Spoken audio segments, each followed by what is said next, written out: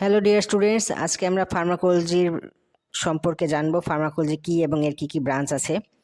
Pharmacology শব্দটি Greek word থেকে আসছে। ফার্মাকোন মানে হচ্ছে ড্রাগ এবং লোগোস মানে হচ্ছে স্টাডি, অর্থাৎ যেখানে ড্রাগ নিয়ে আলোচনা করা হয় সেটাই হচ্ছে ফার্মাকোলজি।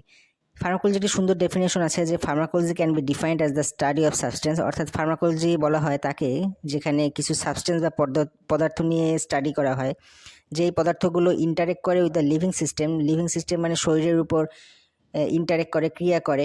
যেহেতু এগুলো ড্রাগ কিসের মাধ্যমে করে, কেমিক্যাল প্রসেসের মাধ্যমে, এবং এগুলো স্পেশালি বাই বাইন্ডিং করে, বন্ধন করে, মলিকুলসগুলো বন্ধন হয় এবং শরীরের নর্মাল বডি প্রসেসকে অ্যাক্টিভেট করে অথবা ইনহিবিট করে, মানে নর্মাল বডি প্রসেসকে বৃদ্ধি করে অথবা কমিয়ে দেয়।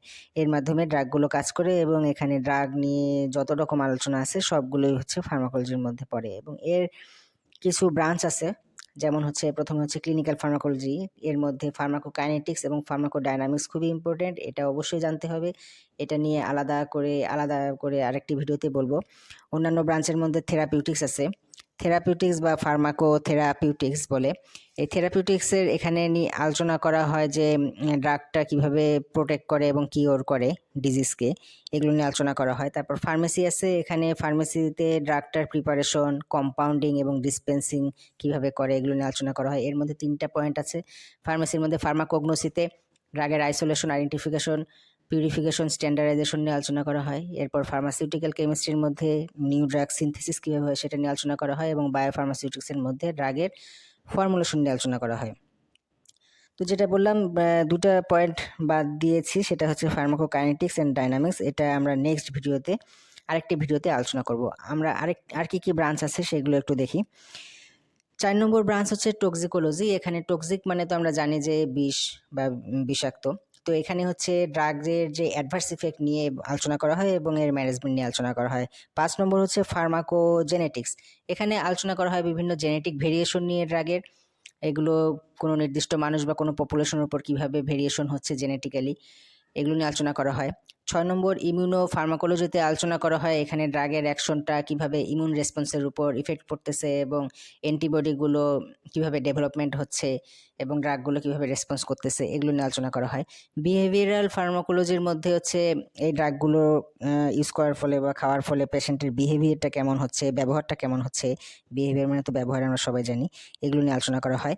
ফার্মাকো এপিডেমিওলজিতে হচ্ছে এখানে পেশেন্টের যে বেনিফিটটা কি হচ্ছে এবং অ্যাডভার্স ইফেক্ট, ড্রাগের অ্যাডভার্স ইফেক্টটা অনেক লার্জ নাম্বার অফ পিপলের উপর নিয়ে আলোচনা করা হয়।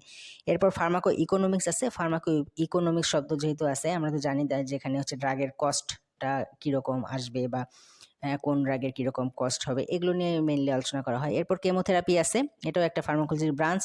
এখানে যে মাইক্রো অর্গানিজমের ইফেক্ট, প্যারাসাইট বা ক্যান্সার সেলগুলোর ইফেক্ট, কি ইফেক্ট হবে ড্রাগ দেওয়ার ফলে, এগুলো নিয়ে এখানে যাবতীয় আলোচনা এখানে করা হয়।